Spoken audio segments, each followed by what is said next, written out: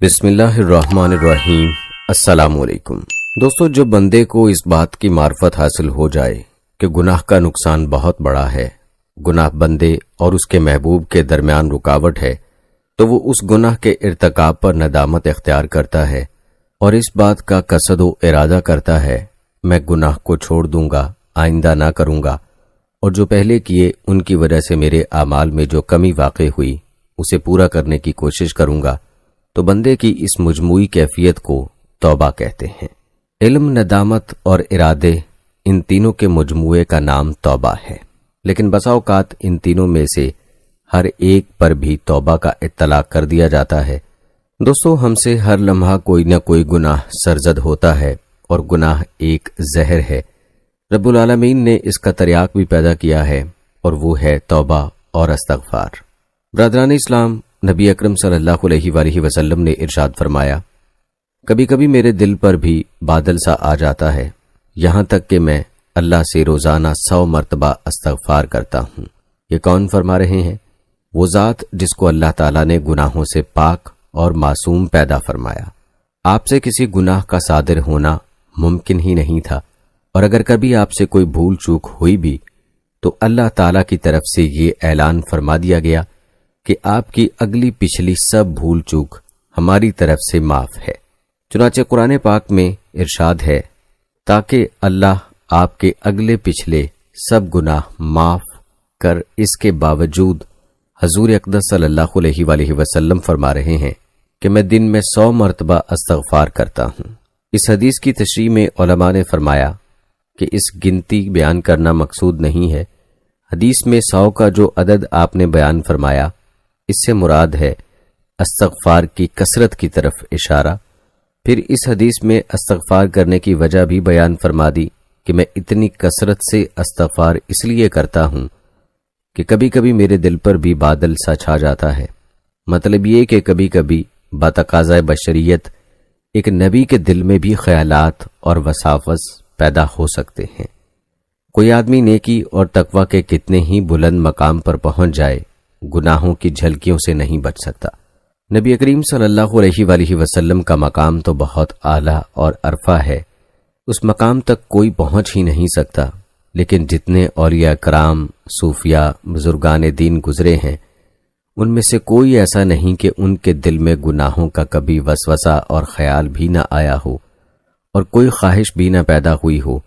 لہذا گناہوں کی جھلکیاں تو بڑوں بڑوں کو آتی ہیں، البتہ فرق یہ ہوتا ہے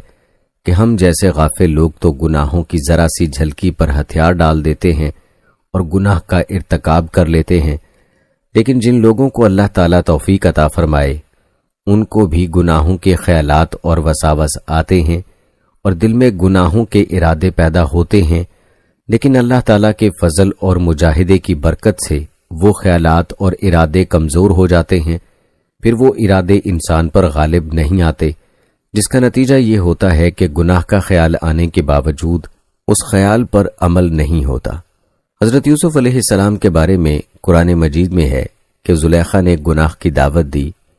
تو اس وقت حضرت یوسف علیہ السلام کے دل میں بھی گناہ کا تھوڑا سا خیال آ گیا تھا، لیکن اللہ تعالیٰ نے ان کو اس گناہ سے محفوظ رکھا۔ لہٰذا تصوف اور طریقت کے بارے میں یہ نہیں سمجھنا چاہیے کہ اس میں قدم رکھنے کے بعد رذائل اور گناہوں کا بالکل ازالہ ہو جائے گا اور پھر گناہوں کے بالکل خیال ہی نہیں آئے گا، بلکہ ہوتا یہ ہے کہ مجاہدہ کرنے اور مشق کرنے کے نتیجے میں گناہوں کے تقاضے مغلوب اور کمزور ہو جاتے ہیں، اور پھر ان کا مقابلہ کرنا آسان ہو جاتا ہے۔ لہٰذا اس تاریخ میں بڑی کامیابی یہی ہے کہ گناہوں کے تقاضے مغلوب اور کمزور پڑ جائیں اور انسان کے اوپر غالب نہ آنے پائیں، لیکن سوچنا کہ مجاہدہ کرنے کے بعد دل میں گناہوں کا خیال ہی نہیں آئے گا، یہ بات محال ہے، یہ کبھی نہیں ہو سکتا، اس لیے کہ اللہ تعالیٰ نے انسان کے دل میں گناہ کا داعیہ اور تقاضا پیدا فرمایا ہے۔ قرآن مجید میں ارشاد ہے،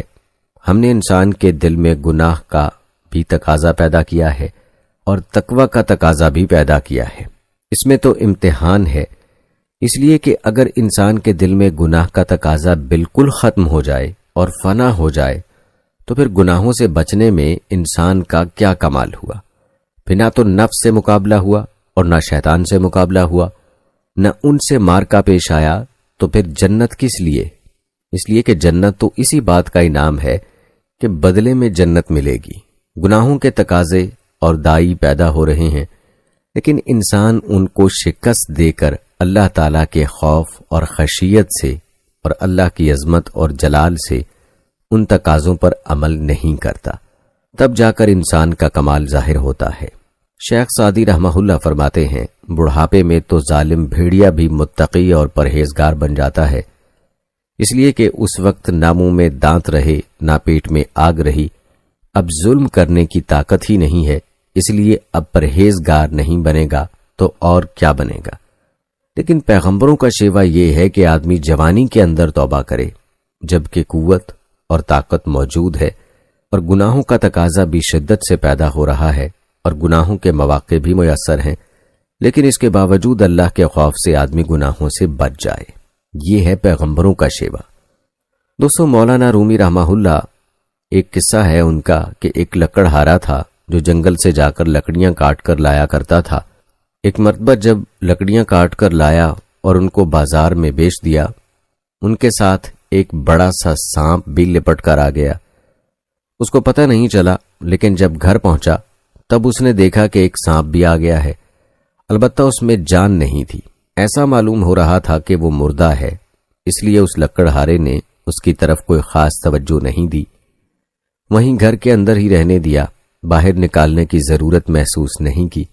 لیکن جب اس کو گرمی پہنچی تو اس کے اندر حرکت پیدا ہونا شروع ہوئی اور آہستہ آہستہ اس نے رینگنا شروع کر دیا۔ لکڑہارا غفلت میں لیٹا ہوا تھا، اس سانپ نے جا کر اس کو ڈس لیا۔ اب گھر والے پریشان ہوئے کہ یہ تو مردہ سانپ تھا، زندہ کیسے ہو گیا، اور پھر اس نے زندہ ہو کر ڈس لیا۔ اس کے بعد مولانا رومی رحمہ اللہ فرماتے ہیں کہ انسان کے نفس کا بھی یہی حال ہے۔ جب انسان کسی اللہ والے کی صحبت میں رہ کر مجاہدات اور ریاضتیں کرتا ہے تو اس کے نتیجے میں یہ نفس کمزور ہو جاتا ہے اور ایسا معلوم ہوتا ہے کہ اب مردہ ہو چکا ہے، لیکن حقیقت میں وہ مردہ نہیں ہوتا۔ اگر انسان اس کی طرف سے غافل ہو جائے تو کسی بھی وقت زندہ رہ کر ڈس لے گا۔ چنانچہ مولانا رحمہ اللہ فرماتے ہیں کہ یہ انسان کا نفس بھی اژدہے کی مانند ہے، ابھی مرا نہیں ہے، لیکن چونکہ مجاہدے اور ریاضتیں کرنے کی چوٹیں اس پر پڑی ہیں، اس لیے یہ افسردہ پڑا ہوا ہے، لیکن کسی وقت بھی زندہ ہو کر ڈس لے گا۔ لہذا کسی لمحے بھی نفس سے غافل ہو کر مت بیٹھو۔ دوستو، جس طرح اللہ تعالیٰ نے نفس اور شیطان دو زہریلی چیزیں پیدا فرمائی ہیں جو انسان کو پریشان اور خراب کرتی ہیں اور جہنم کے عذاب کی طرف انسان کو لے جانا چاہتی ہیں، اسی طرح ان دونوں کا تریاق بھی بڑا زبردست پیدا فرمایا۔ اللہ تعالیٰ کی حکمت سے یہ بات بعید تھی کہ زہر تو پیدا فرما دیتے اور اس کا تریاق پیدا نہ فرماتے، اور وہ تریاق بڑا زبردست پیدا فرمایا کہ فوراً اس زہر کا اثر ختم کر دیتا ہے، اور وہ تریاق ہے استغفار، توبہ۔ عام طور پر دو لفظ استعمال ہوتے ہیں، ایک استغفار اور ایک توبہ۔ اصل ان میں سے توبہ ہے، اور استغفار اس توبہ کی طرف لے جانے والا راستہ ہے، اور یہ توبہ تین چیزوں کا مجموعہ ہوتی ہے۔ جب تک یہ تینوں چیزیں جمع نہ ہوں اس وقت تک توبہ کامل نہیں ہوتی۔ ایک یہ کہ جو غلطی اور گناہ سرزد ہوا اس پر ندامت اور شرمندگی ہو، پشیمانی اور دل شکستگی ہو۔ دوسری یہ کہ جو گناہ ہوا اس کو فی الحال فوراً چھوڑ دے، اور تیسرے یہ کہ آئندہ گناہ نہ کرنے کا پکا ارادہ کر لے۔ جب تین چیزیں جمع ہو جائیں تب توبہ مکمل ہوتی ہے، اور جب توبہ مکمل کر لے تو وہ ہوتی ہے توبہ کرنے والے شخص سے گناہوں سے پاک ہو جاتا ہے۔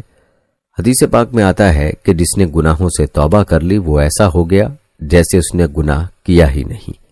صرف یہی نہیں کہ اس کی توبہ قبول کر لی، بلکہ اللہ تعالیٰ کی رحمت اور کرم دیکھیے کہ توبہ کرنے اور آخرت میں اس گناہ کا ذکر والے کے نامہ اعمال ہی سے وہ گناہ مٹا دیتے ہیں۔ فکر بھی نہیں ہوگا کہ اس بندے نے فلاں وقت میں فلاں گناہ کیا تھا۔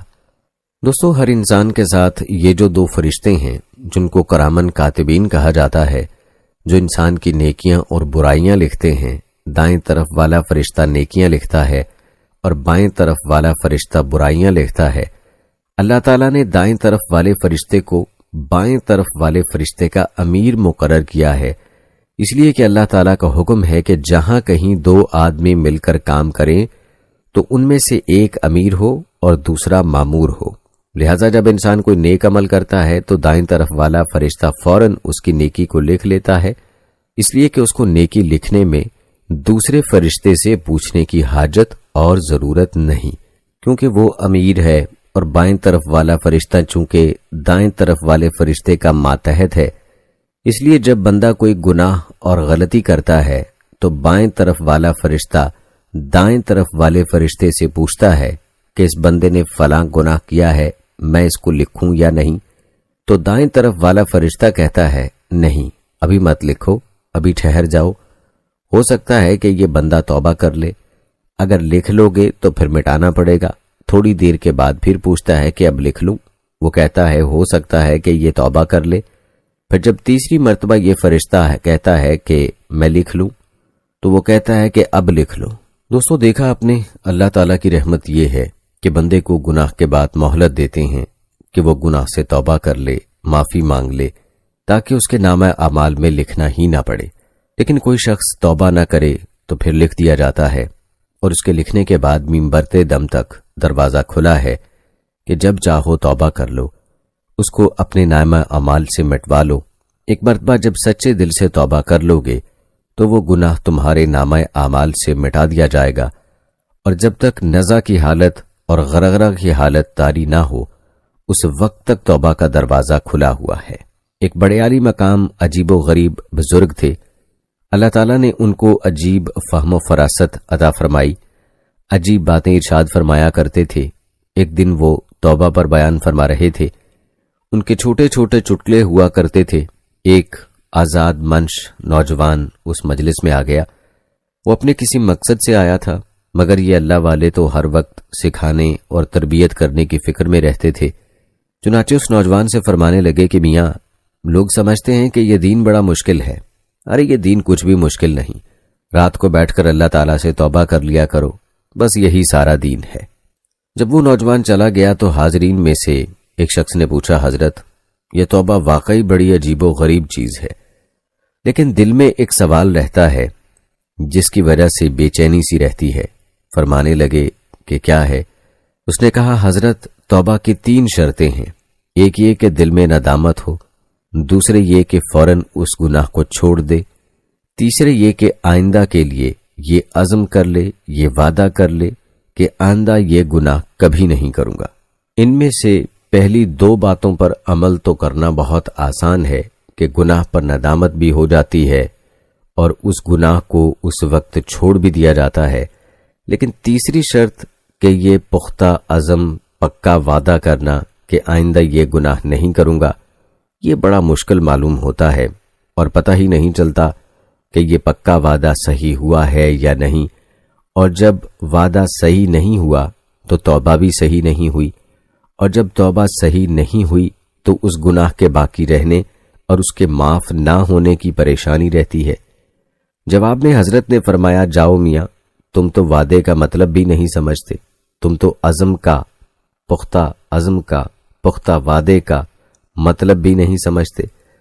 عزم کا مطلب یہ ہے کہ اپنی طرف سے یہ ارادہ کر لو کہ آئندہ یہ گناہ نہیں کروں گا۔ اب اگر یہ ارادہ کرتے وقت دل میں یہ دھڑکا اور اندیشہ لگا ہوا ہے کہ پتہ نہیں میں اس عزم پر ثابت قدم رہ سکوں گا یا نہیں، تو اندیشہ اور دھڑکا اس عزم کے منافی نہیں،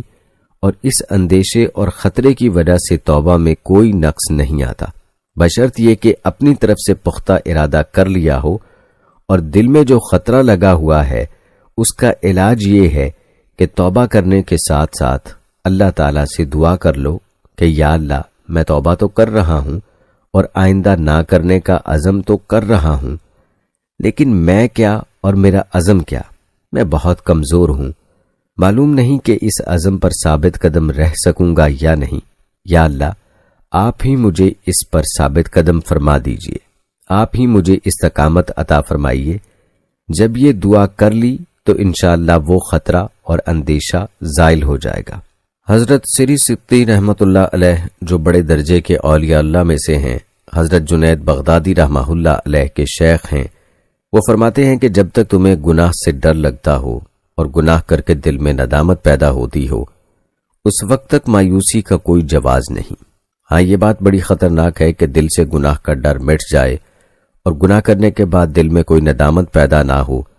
اور انسان گناہ پر سینہ زوری کرنے لگے اور اس گناہ کو جائز کرنے کے لیے تعویلیں کرنا شروع کر دے۔ البتہ جب تک دل میں ندامت پیدا ہوتی ہے اس وقت تک مایوسی کا کوئی راستہ نہیں۔ تو دوستو، جب تک اللہ تعالیٰ نے توبہ کا دروازہ کھولا ہوا ہے تو پھر مایوسی کیسی؟ یہ جو بعض اوقات ہمارے دل میں خیال آتا ہے کہ ہم تو بڑے مردود ہو گئے ہیں، ہم سے عمل وغیرہ ہوتے ہی نہیں، گناہوں میں مبتلا ہیں، اس خیال کے بعد مایوسی دل میں پیدا ہو جاتی ہے۔ یاد رکھو، یہ مایوسی پیدا کرنا بھی شیطان کا حربہ ہے۔ وہ دل میں مایوسی پیدا کر کے انسان کو بے عمل بنانا چاہتا ہے، اس لیے اس کو مایوس ہونے کی کوئی ضرورت نہیں، بس اللہ تعالیٰ کے حضور حاضر ہو کر استغفار کرے اور توبہ کرے، سب گناہ معاف ہو جائیں گے۔ بہرحال توبہ کے اندر 3 چیزیں شرط ہیں، ان کے بغیر توبہ کامل نہیں ہوتی۔ دوسری چیز ہے استغفار۔ یہ استغفار توبہ کے مقابلے میں عام ہے۔ استغفار کے معنی یہ ہیں کہ اللہ تعالیٰ سے مغفرت کی دعا مانگنا، اللہ تعالیٰ سے بخشش مانگنا۔ حضرت امام غزالی رحمہ اللہ فرماتے ہیں کہ استغفار کے اندر یہ 3 چیزیں شرط نہیں، بلکہ استغفار ہر انسان ہر حالت میں کر سکتا ہے۔ جب کوئی غلطی ہو جائے یا دل میں کوئی وسوسہ پیدا ہو جائے یا عبادت میں کوتاہی ہو جائے یا کسی بھی طرح کی کوئی غلطی سرزد ہو جائے تو فوراً استغفار کرے۔ امام غزالی رحمہ اللہ علیہ فرماتے ہیں، مومن کے لیے اصل راستہ تو یہ ہے کہ وہ توبہ کرے اور تینوں شرائط کے ساتھ کرے، لیکن بعض اوقات ایک شخص بہت سے گناہ چھوڑ دیتا ہے اور جن گناہوں میں مبتلا ہوتا ہے ان کو بھی چھوڑنے کی کوشش میں لگا ہوا ہے، لیکن ایک گناہ ایسا رہ گیا جس کو چھوڑنے پر کوشش کے باوجود وہ قادر نہیں ہو رہا ہے، بلکہ حالات یا ماحول کی وجہ سے مغلوب ہے اور اس گناہ کو چھوڑ نہیں پا رہا ہے، اور بینک کی ملازمت ناجائز اور حرام ہے کیونکہ وہ سود کی آمدنی ہے۔ جب وہ دین کی طرف آیا اور آہستہ آہستہ اس نے بہت سے گناہ چھوڑ دیے، نماز روزہ شروع کر دیا اور شریعت کے دوسرے احکام پر بھی عمل کرنا شروع کر دیا، اب وہ دل سے تو یہ چاہتا ہے کہ میں اس حرام آمدنی سے کسی بھی طرح بچ جاؤں اور بینک کی ملازمت چھوڑ دوں، لیکن اس کے بیوی بچے ہیں، ان کے معاش اور حقوق کی ذمہ داری اس کے اوپر عائد ہے۔ اب اگر وہ ملازمت چھوڑ کر الگ ہو جائے تو خطرہ اس بات کا ہے کہ پریشانی اور تکلیف میں مبتلا ہو جائے، جس کی وجہ سے وہ بینک کی ملازمت چھوڑنے پر قادر نہیں ہو رہا، البتہ دوسری جائز ملازمت کی تلاش میں لگا ہوا ہے۔ تو کیا ایسا شخص مایوس ہو کر بیٹھ جائے اس لیے کہ مجبوری کی وجہ سے ملازمت چھوڑ نہیں سکتا، جس کی وجہ سے چھوڑنے کا عزم بھی نہیں کر سکتا، جبکہ توبہ کے اندر چھوڑنے پر عزم کرنا شرط ہے؟ تو کیا ایسے مبتلا شخص کے لیے توبہ کا کوئی راستہ نہیں ہے؟ امام غزالی رحمہ اللہ علیہ فرماتے ہیں کہ ایسے شخص کے لیے بھی راستہ موجود ہے، وہ یہ کہ سنجیدگی سے کوشش کرنے کے باوجود جب تک کوئی جائز اور حلال روزگار نہیں ملتا اس وقت تک ملازمت نہ چھوڑے، لیکن ساتھ ساتھ اس پر استغفار بھی کرتا رہے۔ اس وقت توبہ نہیں کر سکتا، اس لیے کہ توبہ کے لیے گناہ کا چھوڑنا شرط ہے، اور یہاں وہ ملازمت چھوڑنے پر قادر نہیں، اس لیے توبہ نہیں ہو سکتی۔ البتہ اللہ تعالیٰ سے استغفار کرے اور یہ کہے کہ یا اللہ، یہ کام تو غلط ہے اور گناہ ہے، مجھے اس پر ندامت اور شرمندگی بھی ہے، لیکن یا اللہ میں مجبور ہوں اور اس کے چھوڑنے پر قادر نہیں ہو رہا ہوں، مجھے اپنی رحمت سے معاف فرما دیجئے اور مجھے اس گناہ سے نکال دیجئے۔ امام غزالی رحمۃ اللہ علیہ فرماتے ہیں کہ جو آدمی یہ کام کرے گا، ایک نہ ایک دن آئندہ چل کر اس کو گناہ چھوڑنے کی توفیق ہو ہی جائے گی۔ ایک حدیث ہے کہ حضور اقدس صلی اللہ علیہ وآلہ وسلم نے فرمایا کہ جو محض استغفار کرے وہ اصرار کرنے والوں میں شمار نہیں ہوتا۔ اسی بات کو قرآن مجید میں اللہ تعالیٰ نے اس طرح بیان فرمایا ہے کہ اللہ کے نیک بندے وہ ہیں کہ اگر کبھی ان سے غلطی ہو جائے یا اپنی جانوں پر ظلم کر لے تو اس وقت وہ اللہ کو یاد کرتے ہیں اور اپنے گناہوں پر استغفار کرتے ہیں، اور اللہ کے سوا کون ہے جو گناہوں کی مغفرت کرے، اور جو گناہ انہوں نے کیا ہے اور اس پر اصرار کرتے۔ اس لیے استغفار تو ہر حال میں کرتے رہنا چاہیے۔ اگر کسی گناہ کے چھوڑنے پر قدرت نہیں ہو رہی ہے تب بھی استغفار نہ چھوڑیں۔ بعض بزرگوں نے تو یہاں تک فرمایا کہ جس زمین پر گناہ اور غلطی سرزد ہوئی ہے اسی زمین پر استغفار کر لے،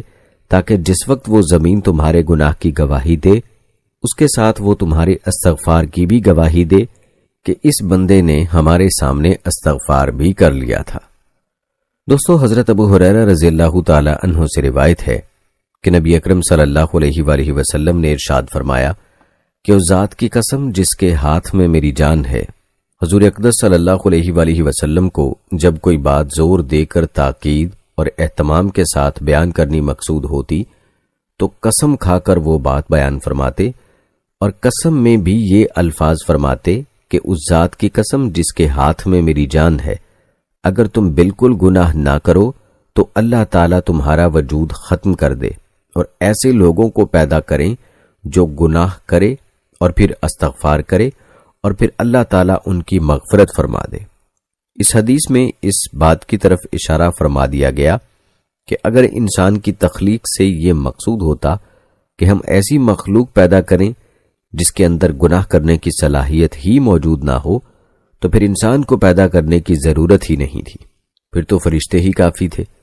اس لیے کہ وہ ایسی مخلوق ہے جو ہر وقت اطاعت اور عبادت ہی میں لگی رہتی ہے اور اللہ تعالیٰ کی تسبیح اور تقدیس ہی میں مشغول رہتی ہے۔ اس میں گناہ کرنے کی صلاحیت ہی نہیں، اگر گناہ کرنا چاہے بھی تو نہیں کر سکتی۔ لیکن انسان ایک ایسی تخلیق ہے جس میں اللہ تعالیٰ نے نیکی اور گناہ دونوں کی صلاحیت بدعت فرمائی ہے، اور پیش نظر یہ تھا کہ انسان میں گناہوں کی صلاحیت ہونے کے باوجود وہ گناہوں سے پرہیز کرے، اور اگر کبھی کوئی گناہ ہو جائے تو فوراً استغفار کرے۔ اب اگر انسان یہ عمل نہ کرے تو اس کو پیدا کرنے کی کیا ضرورت تھی؟ پھر تو فرشتے ہی کافی تھے۔ چنانچہ جب آدم علیہ السلام کو پیدا کیا جا رہا تھا تو فرشتے نے یہی کہا تھا کہ یہ آپ کون سی مخلوق پیدا فرما رہے ہیں جو زمین پر خون ریزی کرے گی، فساد مچائے گی، اور ہم آپ کی تسبیح و تقدیس میں دن رات لگے رہتے ہیں۔ تو اللہ تعالیٰ نے ان کے جواب میں فرمایا، میں وہ باتیں جانتا ہوں جو تم نہیں جانتے، اس لیے کہ گناہ کی صلاحیت ہونے کے باوجود جب یہ مخلوق گناہوں سے اجتناب کرے گی تو یہ تم سے بھی آگے بڑھ جائے گی، اس لیے کہ تم جو گناہوں سے بچ رہے ہو اس میں تمہارا کوئی کمال نہیں، کیونکہ تمہارے اندر گناہ کرنے کی صلاحیت ہی نہیں ہے۔ مثلا ایک آدمی نابینا ہے، اس کو کچھ دکھائی نہیں دیتا، اگر وہ کسی غیر محرم کو نہ دیکھے، فلم نہ دیکھے، فحش قسم کی تصویر نہ دیکھے تو اس میں اس کا کیا کمال ہے؟ اس لیے کہ اس کے اندر دیکھنے کی صلاحیت ہی نہیں، وہ اگر دیکھنا بھی چاہے تو نہیں دیکھ سکتا۔ لیکن ایک شخص وہ ہے جس کی بینائی کامل ہے، ہر چیز دیکھنے کی صلاحیت موجود ہے، اور اس کے دل میں خواہشات، امنگیں اور شوق امڑ رہا ہے، لیکن اس سارے شوق اور امنگوں کے باوجود وہ اللہ کا بندہ ہونے کا تصور کر کے اپنی آنکھوں کو غلط جگہ پڑنے سے بچاتا ہے۔ یہ وہ مقام ہے جس پر اللہ تعالیٰ نے جنت دینے کا وعدہ کیا ہے۔ تو دوستو خوب سمجھ لیجئے، فرشتے اگرچہ جنت میں رہیں لیکن جنت کی لذتیں ان کے لیے نہیں، جنت کی راحتیں ان کے لیے نہیں، اس لیے کہ ان کے اندر جنت کی لذتوں اور راحتوں کے ادراک کرنے کا مادہ ہی نہیں۔ جنت کی لذتیں اللہ تعالیٰ نے اسی مخلوق کے لیے پیدا فرمائی ہیں جس کے اندر گناہ کی بھی صلاحیت موجود ہے اور نیکی کی بھی صلاحیت موجود ہے۔ اللہ تعالیٰ کی حکمت بالغہ اور آپ کی مشیت میں کون دخل اندازی کر سکتا ہے؟ اس نے اپنی حکمت بالغاہی سے سارا جہاں اس لیے پیدا فرمایا تاکہ اس جہان کے اندر ایسا انسان تخلیق کرے جس کے اندر گناہ کرنے کی بھی صلاحیت ہو اور پھر وہ گناہ سے روکے، اور اگر کبھی بھول چوک اور بشریت کے تقاضے سے کوئی گناہ ہو جائے تو فوراً وہ استغفار کرے، اور اس استغفار کرنے کے نتیجے میں وہ انسان اللہ تعالیٰ کی غفاری کا، اس کی ستاری کا اور اس کے غفور الرحیم ہونے کا مرید بنتا ہے۔ اب اگر گناہ ہی نہ ہوتا تو پھر اللہ تعالیٰ کے غفاری کہاں ظاہر ہوتی؟ دوستو، بزرگوں نے فرمایا کہ اس کائنات میں کوئی چیز حکمت اور مصلحت سے خالی نہیں، حتیٰ کہ کفر بھی حکمت سے خالی نہیں۔ چنانچہ مولانا رومی رحمت اللہ علیہ فرماتے ہیں کہ اس کارخانے میں کفر کی بھی ضرورت ہے، اس لیے کہ اگر ابو لہب نہ ہوتا یعنی کافر نہ ہوتا تو جہنم کی آگ کس کو جلاتی؟ لہذا گناہ بھی اللہ تعالیٰ کی مشیت کا ایک حصہ ہے، اور اس گناہ کی خواہش بندے کے اندر اس لیے پیدا کی گئی تاکہ وہ بندہ اس خواہش کو کچلے اور اس کو جلا دے، کیونکہ بندہ اس خواہش کو جتنا کچھ لے گا، جتنا جلائے گا، اتنا ہی اس کا تقوی کامل ہوگا اور تقوی کا نور اس کو حاصل ہوگا۔ اللہ تعالیٰ نے مولانا رومی رحمت اللہ علیہ کو مثال دینے میں کمال عطا فرمایا تھا کہ مثال دینے میں امام تھے۔ فرماتے ہیں یہ دنیا کی شہوتیں، لذتیں اور گناہ اس لحاظ سے بڑے کام کی چیزیں ہیں کہ یہ اللہ تعالیٰ نے تمہیں ایندھن عطا کیا ہے تاکہ تم اس ایندھن کو جلا کر تقوی کا حمام روشن کر سکو، اس لیے کہ تقوی کا حمام اسی ایندھن کے ذریعے روشن ہوگا۔ لہٰذا جس وقت گناہ کی بھرپور خواہش پیدا ہو رہی ہو، گناہ کا تقاضا دل میں موجیں مار رہا ہو، دل مچل رہا ہو، بے تاب ہو رہا ہو، اس وقت تم اس خواہش اور اس تقاضے کو اللہ تعالیٰ کے لیے کچل دو، اور جب اس کو کچل دو گے اور جلا دو گے تو اس کے ذریعے تقوی کا حمام روشن ہوگا اور تقوی کا نور حاصل ہوگا۔ اب اگر یہ گناہ کا تقاضا ہی نہ ہوتا تو تمہیں اس حمام کو روشن کرنے کا یہ ایندھن کہاں سے حاصل ہوتا؟ دوستو، ایک حدیث میں ہے کہ ایک شخص کے دل میں نامحرم پر نگاہ ڈالنے کا تقاضا اور شوق پیدا ہوا،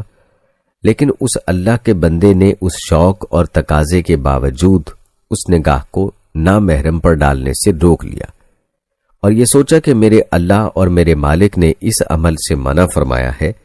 حدیث شریف میں ہے کہ جو شخص اللہ تعالیٰ کو یاد کر کے اس تقاضے کو روک لے گا تو اللہ تعالیٰ اس کو ایمان کی ایسی حلاوت عطا فرمائیں گے کہ اگر وہ نظر ڈال لیتا تو اس کو ایسی حلاوت حاصل نہ ہوتی جو اللہ تعالیٰ اس کو نظر نہ ڈالنے کی وجہ سے ایمان کی حلاوت عطا فرمائیں گے۔ دیکھیے، یہی گناہ کا تقاضا ایمان کی حلاوت حاصل ہونے کا ذریعہ بن گیا۔ اگر یہ گناہ کا تقاضا اور داعیہ نہ ہوتا تو ایمان کی حلاوت حاصل نہ ہوتی۔ اب سوال پیدا ہوتا ہے کہ جب اللہ تعالیٰ کو بندے سے گناہ کرانا نہیں تو پھر اس گناہ کو پیدا ہی کیوں کیا؟ اس کا جواب یہ ہے کہ گناہ کے پیدا کرنے میں اللہ تعالیٰ کی دو حکمتیں اور مصلحتیں ہیں۔ ایک مصلحت تو یہ ہے کہ جب بندہ پوری کوشش کر کے اس گناہ سے بچنے کا اہتمام کرے گا تو اس کا تقوی کا نور حاصل ہوگا اور اللہ تعالیٰ کا قرب حاصل ہوگا، کیونکہ انسان جتنا گناہ سے دور ہو جاتا ہے اسی اعتبار سے اس کے درجات میں ترقی ہوتی چلی جائے گی۔ قرآن مجید میں اللہ تعالیٰ نے فرمایا جو شخص اللہ سے ڈرے گا تو اللہ تعالیٰ اس کے لیے نئے نئے راستے پیدا فرمائیں گے۔ دوستو، حضرت امیر معاویہ رضی اللہ تعالیٰ عنہ کا ایک واقعہ سن لیجئے۔ حضرت امیر معاویہ رضی اللہ تعالیٰ عنہ روزانہ تہجد کی نماز کے لیے اٹھا کرتے تھے۔ ایک دن تہجد کے وقت آنکھ نہ کھلی، حتیٰ کہ تہجد کا وقت نکل گیا۔ چونکہ اس سے پہلے کبھی تہجد کی نماز نہیں چھوڑی تھی، چنانچہ اس کی وجہ سے ان کو اس قدر ندامت اور شرمندگی اور رنج ہوا کہ سارا دن روتے رہے کہ یا اللہ، مجھ سے آج تہجد کی نماز چھوٹ گئی۔ جب اگلی رات کو سوئے تو تہجد کے وقت ایک بزرگوار نے تشریف لا کر آپ کو تہجد کی نماز کے لیے جگانا شروع کر دیا کہ اٹھ کر تہجد پڑھ لو۔ حضرت معاویہ رضی اللہ تعالیٰ عنہ فوراً اٹھ گئے اور اس سے پوچھا کہ تم کون ہو اور یہاں کیسے آئے؟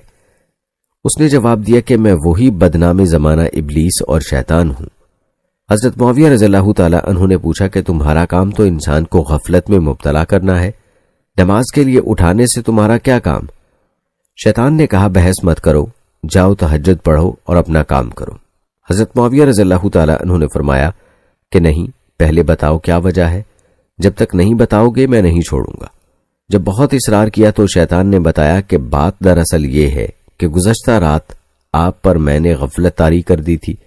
تاکہ آپ کے تہجد کی نماز فوت ہو جائے۔ چنانچہ آپ کے تہجد کی نماز فوت ہو گئی، لیکن تہجد چھوٹ جانے کے نتیجے میں آپ نے سارا دن روتے روتے گزار دیا، اور اس رونے کے نتیجے میں آپ کے اتنے درجات بلند ہو گئے کہ اگر آپ اٹھ کر تہجد پڑھ لیتے تو آپ کے درجات اتنے بلند نہ ہوتے۔ یہ تو بہت خسارے کا سودا ہوا۔ اس لیے میں نے سوچا ہے کہ آج آپ کو اٹھا دوں تاکہ اور زیادہ درجات کی بلندی کا راستہ پیدا نہ ہو۔ تو دوستو، آپ نے دیکھا یہ توبہ اور استغفار بڑی عظیم چیز ہے۔ اسی لیے ایک حدیث میں نبی اکرم صلی اللہ علیہ وآلہ وسلم نے فرمایا، اگر ساری مخلوق بالکل گناہ ترک کر دے تو اللہ تعالیٰ دوسری مخلوق پیدا فرمائیں گے۔ بہرحال اس حدیث کے ذریعے حضور اقدس صلی اللہ علیہ وآلہ وسلم نے ہمیں عملی تعلیم دی ہے کہ اگر کبھی غلطی ہو جائے تو مایوس مت ہو جاؤ، بلکہ توبہ اور استغفار کی طرف رجوع کرو۔ البتہ اپنی طرف سے گناہ کا اقدام مت کرو، بلکہ گناہ سے بچنے کی پوری کوشش کرو۔ لیکن اگر گناہ ہو جائے تو توبہ و استغفار کر لو۔ بعض اوقات دل میں خیال ہوتا ہے کہ پھر تو گناہ چھوڑنے کی کوئی خاص ضرورت نہیں ہے، بلکہ گناہ بھی کرتے رہو اور استغفار اور توبہ بھی کرتے رہو۔ خوب سمجھ لیجئے کہ گناہ سے بچنا ہر انسان کے ذمے عین فرض ہے، اور اس کے لیے ضروری ہے کہ وہ اپنے آپ کو ہر گوشہ زندگی میں ہر وقت اپنے آپ کو گناہ سے بچائے۔ لیکن اگر بتقاضۂ بشریت کبھی گناہ سرزد ہو جائے تو مایوس نہ ہو، بلکہ توبہ کر لے۔ یا اگر کوئی شخص کسی گناہ میں مبتلا ہے اور اس کے لیے کسی وجہ سے اس کو چھوڑنا ممکن نہیں ہے، مثلا بینک کی ملازمت میں مبتلا ہے، تو اس صورت میں وہ دوسری ملازمت اس طرح تلاش کرے جیسے ایک بے روزگار آدمی تلاش کرتا ہے، لیکن ساتھ میں وہ توبہ اور استغفار کرتا رہے۔ یا مثلا آپ نے یہ حدیث سنی ہوگی کہ جب انسان بیمار ہوتا ہے تو بیماری سے گناہ معاف ہوتے ہیں اور اس کے ذریعے درجات بلند ہوتے ہیں، اور بیماری جتنی زیادہ شدید ہوگی اتنے ہی انسان کے درجات زیادہ بلند ہوں گے۔ لیکن کیا اس حدیث کا یہ مطلب ہے کہ آدمی اللہ تعالیٰ سے بیماری مانگے یا کوشش کر کے بیمار پڑے تاکہ جب میں بیمار ہوں تو میرے گناہ معاف ہوں اور میرے درجات بلند ہوں گے؟ ظاہر ہے کہ بیماری ایسی چیز نہیں جس کو مانگا جائے اور جس کو حاصل کرنے کی کوشش کی جائے، جس کی تمنا کی جائے، بلکہ حدیث میں خود نبی اکرم صلی اللہ علیہ وآلہ وسلم نے فرمایا کہ اللہ تعالیٰ سے عافیت مانگو، کبھی بیماری مت مانگو، لیکن اگر غیر اختیاری طور پر بیماری آ جائے تو اس کو اللہ تعالیٰ کی طرف سے سمجھو اور یہ سوچو کہ اس کے ذریعے ہمارے گناہ معاف ہو رہے ہیں اور ہمارے درجات بلند ہو رہے ہیں۔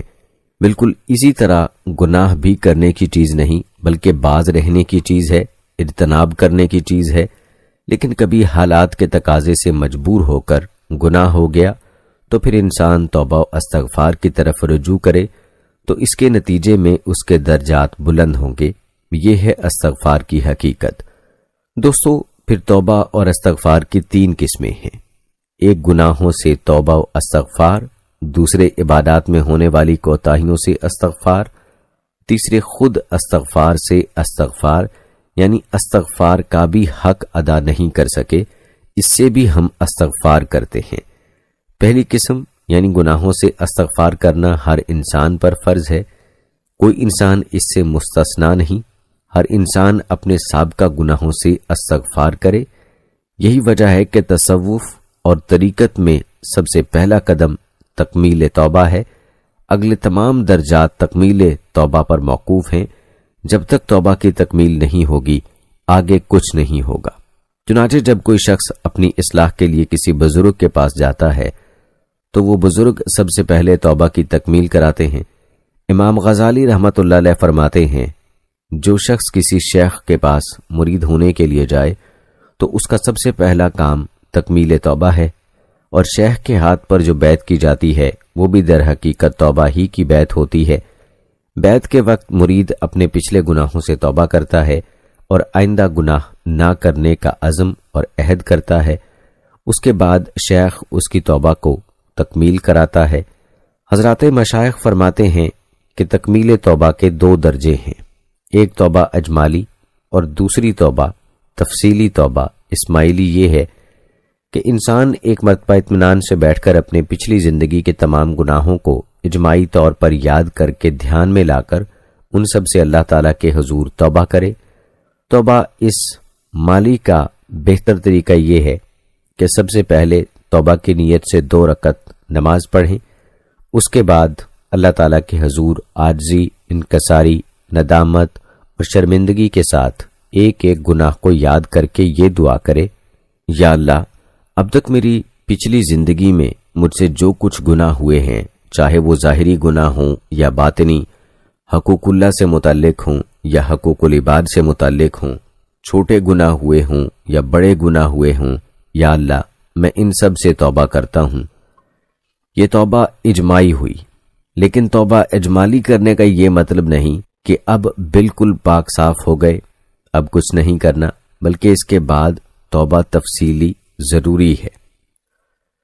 وہ اس طرح کے جن گناہوں کی تلافی ممکن ہے ان کی تلافی کرنا شروع کر دے۔ جب تک انسان ان کی تلافی نہیں کرے گا اس وقت تک اس کی توبہ کامل نہیں ہوگی۔ مثلا فرض نمازیں چھوٹ گئی تھیں اور جب نمازیں چھوٹ جانے کا خیال آیا تو اب توبہ کر لی، لیکن زندگی کے اندر موت سے پہلے ان نمازوں کو قضا کرنا واجب ہے، اور اگر توبہ کر کے اطمینان سے بیٹھ گیا اور نمازوں کی قضا نہیں کی تو اس صورت میں توبہ کامل نہیں ہوئی، اس لیے کہ جن گناہوں کی تلافی ممکن تھی ان کی تلافی نہیں کی۔ لہذا اصلاح کے اندر سب سے پہلا قدم یہ ہے کہ توبہ کی تکمیل کرے۔ جب تک یہ نہیں کرے گا اس وقت تک اصلاح ممکن نہیں۔ توبہ تفصیلی کے اندر سب سے پہلا معاملہ نماز کا ہے۔ بالغ ہونے کے بعد سے اب تک جتنی نمازیں قضا ہوئی ہیں ان کا حساب لگائیں۔ بالغ ہونے کا مطلب یہ ہے کہ لڑکا اس وقت بالغ ہوتا ہے جب اس کو احتلام ہو، اور لڑکی اس وقت بالغ ہوتی ہے جب اس کو حیض آنا شروع ہو جائے۔ لیکن اگر کسی کے اندر یہ علامتیں ظاہر نہ ہوں تو اس صورت میں جس دن 15 سال عمر ہو جائے اس وقت وہ بالغ ہو جاتا ہے، چاہے لڑکا ہو یا لڑکی ہو۔ اس دن سے اس کو بالغ سمجھا جائے گا۔ اس دن سے اس پر نماز بھی فرض ہے، روزے بھی فرض ہیں، اور دوسرے فرائض بھی اس پر لاگو ہو جائیں گے۔ لہذا انسان سب سے پہلے یہ حساب لگائے کہ جب سے میں بالغ ہوا ہوں اس وقت سے اب تک کتنی نمازیں چھوٹ گئی ہیں۔ بہت سے لوگ تو ایسے بھی ہوتے ہیں جو دیندار گھرانے میں پیدا ہوئے ہیں، بچپن ہی سے ماں باپ نے نمازیں پڑھنے کی عادت ڈال دی، جس کی وجہ سے بالغ ہونے کے بعد سے اب تک کوئی نماز قضا نہیں ہوئی۔ اگر ایسی صورت ہے تو سبحان اللہ، اور ایک مسلمان گھرانے میں ایسا ہی ہونا چاہیے، اس لیے کہ نبی اکرم صلی اللہ علیہ وآلہ وسلم کا ارشاد ہے کہ بچہ جب 7 سال کا ہو جائے تو اسے نماز کی تلقین کرو، اور جب بچہ 10 سال کا ہو جائے تو اس کو مار کر نماز پڑھواؤ۔ لیکن اگر بالفرض بالغ ہونے کے بعد غفلت کی وجہ سے نمازیں چھوٹ گئیں تو ان کی تلافی کرنا فرض ہے۔ تلافی کا طریقہ یہ ہے کہ اپنی زندگی کا جائزہ لے کر یاد کرے کہ میرے ذمے کتنی نمازیں باقی ہیں۔ اگر ٹھیک ٹھیک حساب لگانا ممکن ہو تو ٹھیک ٹھیک حساب لگا لے، لیکن اگر حساب لگانا ممکن نہیں ہے تو اس صورت میں ایک محتاط اندازہ کر کے اس طرح حساب لگائے۔ حساب ایسا ہو کہ نمازیں کچھ زیادہ تو ہو جائیں لیکن کم نہ ہوں، اور پھر اس کو ایک کتاب میں لکھ لے کہ آج اس تاریخ سے میرے ذمے اتنی نمازیں فرض ہیں اور آج سے میں ان کو ادا کرنا شروع کر رہا ہوں، اور اگر میں اپنی زندگی میں ان نمازوں کو ادا نہ کر سکا تو میں وصیت کرتا ہوں کہ میرے ترکے سے ان نمازوں کا فدیہ ادا کر دیا جائے۔ جی ہاں، یہ وصیت لکھنا اس لیے ضروری ہے کہ اگر آپ نے یہ وصیت نہیں لکھی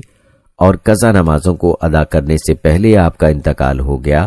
تو اس صورت میں ورثاء کے ذمے شرعاً یہ ضروری نہیں ہوگا کہ آپ کی نمازوں کا فدیہ ادا کرے۔ یہ فدیہ ادا کرنا ان کی مرضی پر موقوف ہوگا، چاہیں تو دے دیں اور چاہیں تو نہ دیں۔ اگر فدیہ ادا کریں گے تو یہ ان کا احسان ہوگا، شرعاً ان کے ذمے فرض واجب نہیں۔ لیکن اگر آپ نے فدیہ ادا کرنے کی وصیت کر دی تو اس صورت میں ورثاء شرعاً اس بات کے پابند ہوں گے کہ وہ کل مال کے 1/3 ترکے کی حد تک اس وصیت کو نافذ کریں اور نمازوں کا فدیہ ادا کریں۔ نبی اکرم صلی اللہ علیہ وآلہ وسلم کا ارشاد ہے کہ ہر وہ شخص جو اللہ پر اور یوم آخرت پر ایمان رکھتا ہے اور اس کے پاس کوئی بات وصیت لکھنے کے لیے موجود ہو تو اس کے لیے 2 راتیں بھی وصیت لکھے بغیر گزارنا جائز نہیں۔ دوستو، آئیے اب ذرا حقوق العباد کا جائزہ لیں کہ کسی کا کوئی جانی حق یا کسی کا کوئی مالی حق اپنے ذمے میں واجب ہو اور اب تک ادا نہ کیا ہو تو اس کو ادا کرے یا معاف کرائے، یا کسی کو کوئی تکلیف پہنچائی ہو اس سے معاف کرائیں۔ حدیث شریف میں ہے کہ ایک مرتبہ نبی اکرم صلی اللہ علیہ وآلہ وسلم نے باقاعدہ صحابہ کرام کے مجمع میں کھڑے ہو کر یہ اعلان فرمایا، اگر میں نے کسی کو کوئی تکلیف پہنچائی ہو یا کسی کو کوئی صدمہ پہنچایا ہو یا کسی کا کوئی حق میرے ذمے ہو تو آج میں آپ سب کے سامنے کھڑا ہوں، وہ شخص آ کر مجھ سے بدلہ لے لے یا معاف کر دے۔ لہٰذا جب نبی اکرم صلی اللہ علیہ وآلہ وسلم معافی مانگ رہے ہیں تو ہم اور آپ کس شمار میں ہیں؟ لہٰذا زندگی میں اب تک جن جن لوگوں سے تعلقات رہے یا لین دین کے معاملات رہے یا اٹھنا بیٹھنا رہا یا عزیز و اقارب ہیں، ان سب سے رابطہ کر کے زبانی یا خط لکھ کر ان سے معلوم کریں، اور اگر ان کا تمہارے ذمے کوئی مالی حق نکلے تو اس کو ادا کرے، اور اگر مالی حق نہیں ہے بلکہ جانی ہے، مثلا کسی کی غیبت کی تھی، کسی کو برا بھلا کہہ دیا تھا یا کسی کو صدمہ پہنچایا تھا، ان سب سے معافی مانگنا ضروری ہے۔ ایک دوسری حدیث میں نبی اکرم صلی اللہ علیہ وآلہ وسلم نے فرمایا کہ اگر کسی شخص نے دوسرے شخص پر ظلم کر رکھا ہے، چاہے وہ جانی ظلم ہو یا مالی ظلم ہو، آج وہ اسے معافی مانگ لے یا سونا چاندی دے کر اس دن کے آنے سے پہلے حساب کر لے جس دن نہ درہم ہوگا نہ دینار ہوگا، کوئی سونا چاندی کام نہیں آئے گا۔ دوستو، حدیث شریف کا ایک مشہور واقعہ ہے کہ ایک شخص نے 99 آدمیوں کو قتل کر دیا۔ اس کے بعد اس کو توبہ کی فکر لاحق ہوئی۔ اب سوچا کہ میں کیا کروں، چنانچہ وہ عیسائی راہب کے پاس گیا اور اس کو جا کر بتایا، میں نے اس طرح 99 آدمیوں کو قتل کر دیا ہے، تو کیا میرے لیے توبہ کا اور نجات کا کوئی راستہ ہے؟ اس راہب نے جواب دیا کہ تو تباہ ہو گیا اور اب تیری تباہی اور ہلاکت میں کوئی شک نہیں، تیرے لیے نجات کا اور توبہ کا کوئی راستہ نہیں ہے۔ یہ جواب سن کر وہ شخص مایوس ہو گیا۔ اس نے سوچا کہ 99 قتل کر دیے ہیں، ایک اور صحیح۔ چنانچہ اس راہب کو بھی قتل کر دیا اور 100 کا عدد پورا کر دیا، لیکن دل میں چونکہ توبہ کی فکر لگی ہوئی تھی، اس لیے دوبارہ کسی اللہ والے کی تلاش میں نکل گیا۔ تلاش کرتے کرتے ایک اللہ والا اس کو مل گیا اور اس نے جا کر اپنا سارا قصہ بتایا۔ اس نے کہا کہ اس میں مایوس ہونے کی ضرورت نہیں، اب تم پہلے توبہ کرو اور پھر اس بستی کو چھوڑ کر فلاں بستی میں چلے جاؤ، اور وہ نیک لوگوں کی بستی ہے، ان کی صحبت اختیار کرو۔ چونکہ وہ توبہ کرنے میں مخلص تھا، اس لیے وہ اس بستی کی طرف چل پڑا۔ ابھی راستے ہی میں تھا کہ موت کا وقت آ گیا۔ روایات میں آتا ہے کہ جب وہ مرنے لگا تو مرتے مرتے بھی اپنے آپ کو سینے کے بل گھسیٹ کر اس بستی کے قریب کرنے لگا جس بستی کی طرف وہ جا رہا تھا، تاکہ وہ اس بستی کے زیادہ سے زیادہ قریب ہو جائے۔ آخرکار جان نکل گئی۔ اب اس کی روح لے جانے کے لیے ملائکہ رحمت اور ملائکہ عذاب دونوں پہنچ گئے اور دونوں میں اختلاف شروع ہو گیا۔ ملائکہ رحمت کہنے لگے کہ چونکہ یہ شخص توبہ کرنے کے لیے نیک لوگوں کی بستی کی طرف جا رہا تھا، اس لیے اس کی روح ہم لے جائیں گے۔ ملائکہ عذاب کہنے لگے کہ اس نے 100 آدمیوں کو قتل کیا ہے اور ابھی اس کی معافی نہیں ہوئی، لہٰذا اس کی روح ہم لے جائیں گے۔ آخر میں اللہ تعالیٰ نے یہ فیصلہ فرمایا کہ یہ دیکھا جائے کہ یہ شخص کون سی بستی سے زیادہ قریب ہے، جس بستی سے چلا تھا اس سے زیادہ قریب ہے یا جس بستی کی طرف جا رہا تھا اس سے زیادہ قریب ہے۔ کہ فاصلوں کی پیمائش کی گئی تو معلوم ہوا کہ جس بستی کی طرف جا رہا تھا اس سے تھوڑا قریب ہے۔ چنانچہ ملائکہ رحمت اس کی روح لے گئے۔ اللہ تعالیٰ نے اس کی کوشش کی برکت سے اس کو معاف کر دیا۔ تو دیکھا دوستو، اس کے ذمے حقوق العباد تھے، لیکن چونکہ اپنی طرف سے کوشش شروع کر دی تھی اس لیے اللہ تعالیٰ نے اس کی مغفرت فرما دی۔ اسی طرح جب کسی انسان کے ذمے حقوق العباد ہوں اور ان کی ادائیگی کی کوشش شروع کر دے اور اس فکر میں لگ جائے اور پھر درمیان میں موت آ جائے تو اللہ تعالیٰ کی رحمت سے امید ہے کہ وہ اصحاب حقوق کو قیامت کے دن راضی فرما دیں گے۔ بہرحال یہ 2 قسم کی توبہ کر لیں، ایک توبہ اجمالی اور ایک توبہ تفصیلی۔ اللہ تعالیٰ اپنی رحمت سے ہم سب کو عطا فرمائے، آمین۔ دوستو، ایک بزرگ نے کیا اچھی بات بیان فرمائی ہے، یاد رکھنے کے قابل ہے۔ فرمایا کہ جب تم توبہ کر چکو تو پھر ماضی کی فکر چھوڑ دو، اس لیے کہ جب تم توبہ کر لی ہے تو یہ امید رکھو کہ اللہ تعالیٰ اپنی رحمت سے قبول فرمائیں گے انشاءاللہ، اور مستقبل کی فکر بھی چھوڑ دو کہ آئندہ کیا ہوگا کیا نہیں ہوگا۔ حال جو اس وقت گزر رہا ہے اس کی فکر کرو کہ یہ درست ہو جائے یا اللہ تعالیٰ کی اطاعت میں گزر جائے اور اس میں کوئی گناہ سرزد نہ ہو۔ آج کل ہمارا حال یہ ہے کہ یا تو ہم ماضی میں پڑے رہتے ہیں، ہم اسے اتنے گناہ کر چکے ہیں، اب ہمارا کیا حال ہوگا، کس طرح بخشش ہوگی۔ اس کے نتیجہ یہ ہوتا ہے کہ مایوسی پیدا ہو کر حال بھی خراب ہو جاتا ہے، یا مستقبل کی فکر میں پڑے رہتے ہیں کہ اگر اس وقت توبہ کر بھی لی تو آئندہ کس طرح گناہ سے بچیں گے۔ ارے یہ سوچو کہ جب آئندہ وقت آئے گا اس وقت دیکھا جائے گا، اس وقت کی فکر کرو جو گزر رہا ہے، اس لیے کہ یہی حال ماضی بن رہا ہے اور ہر مستقبل کو حال بننا ہے۔ اس لیے بس اپنے حال کو درست کر لو اور ماضی کو یاد کر کے مایوس مت ہو جاؤ۔ حقیقت میں شیطان ہمیں بہکاتا ہے، وہ یہ ورغلاتا ہے کہ اپنے ماضی کو دیکھو کہ تم کتنے بڑے بڑے گناہ کر چکے ہو، اور اپنے مستقبل کو دیکھو کہ تم سے مستقبل میں کیا بنے گا، اور ماضی اور مستقبل کے چکر میں ڈال کر ہمارے حال کو خراب کرتا رہتا ہے۔ اس لیے شیطان کے دھوکے میں مت آؤ اور اپنے حال کو درست کرنے کی فکر کرو۔ اللہ تعالی ہم سب کو یہ فکر عطا فرما دے، آمین۔ دوستو، ہر مسلمان کو یہ واقعہ معلوم ہے کہ ابلیس کو حکم دیا گیا کہ وہ حضرت آدم علیہ السلام کو سجدہ کرے۔ اس نے انکار کر دیا کہ میں تو سجدہ نہیں کرتا۔ اس انکار کی وجہ سے اللہ تعالیٰ نے اس کو راندہ درگاہ کر دیا۔ ایک بات یہاں یہ سمجھ لیں کہ اگر غور کیا جائے تو بظاہر ابلیس جو بات کہہ رہا تھا وہ کوئی بری بات نہیں تھی، کیونکہ اگر وہ یہ کہتا کہ یہ پیشانی تو آپ کے لیے خاص ہے، یہ پیشانی تو صرف آپ کے سامنے جھک سکتی ہے، کسی اور کے سامنے نہیں جھک سکتی، یہ خاکی پتلا جس کو آپ نے اپنے ہاتھ سے بنایا، اس کو میں سجدہ کیوں کروں، میرا سجدہ تو آپ کے لیے ہے، تو بظاہر یہ بات غلط نہیں تھی۔ لیکن یہ بات اس لیے غلط ہوئی کہ جس ذات کے آگے سجدہ کرنا ہے وہ ذات خود ہی حکم دے رہی ہے کہ اس خاکی پتلے کو سجدہ کرو، تو اب چونچرا کی کوئی گنجائش نہیں رہ جاتی۔ اس حکم کے بعد پھر اپنے عقلی گھوڑے نہیں دوڑانے چاہیے کہ یہ خاکی پتلا سجدے کے لائق ہے یا نہیں۔ دیکھیے، فی الوقت آدمی سجدے کے لائق تو نہیں تھا، چنانچہ جب حضور اقدس صلی اللہ علیہ وآلہ وسلم کی آخری امت اس دنیا میں آئی تو ہمیشہ کے لیے حکم دے دیا گیا کہ اب کسی انسان کو سجدہ کرنا جائز نہیں۔ معلوم ہوا کہ اصل حکم یہی تھا کہ انسان کو سجدہ کرنا کسی حال میں بھی جائز نہیں تھا، لیکن جب اللہ تعالیٰ ہی حکم فرمائے کہ سجدہ کرو تو اب عقلی گھوڑے نہیں دوڑانے چاہیے۔ شیطان نے پہلی غلطی یہی کی کہ اپنی عقل کے گھوڑے دوڑانے شروع کر دیے۔ دوسری غلطی یہ کی کہ شیطان نے سجدہ نہ کرنے کی وجہ بتاتے ہوئے یہ نہیں کہا کہ یہ پیشانی تو آپ کے لیے ہے، بلکہ یہ وجہ بتائی کہ اس آدمی کو آپ نے مٹی سے بنایا ہے اور مجھے آپ نے آگ سے بنایا ہے، اور آگ مٹی سے افضل ہے، اس لیے میں اس کو سجدہ نہیں کرتا۔ اس کے نتیجے میں اللہ تعالیٰ نے اس کو راندہ درگاہ کر دیا اور حکم دے دیا کہ یہاں سے نکل جاؤ۔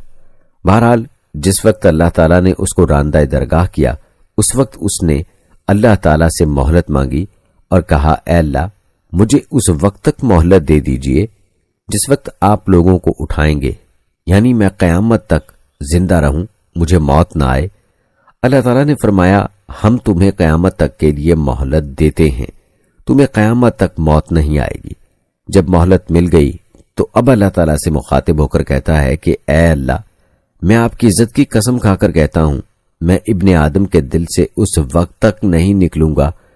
جب تک اس کے جسم میں روح باقی ہے، یعنی موت آنے تک نہیں نکلوں گا۔ اور یہ ابن آدم جس کی وجہ سے مجھے راندہ درگاہ ہونا پڑا ہے، اس کے دل میں غلط قسم کے خیالات ڈالتا رہوں گا، اس کو بہکاتا رہوں گا، گناہوں کی خواہش اس کے دل میں پیدا کرتا رہوں گا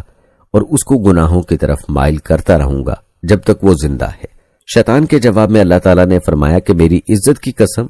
میں اس ابن آدم کے لیے توبہ کا دروازہ بھی اس وقت تک بند نہیں کروں گا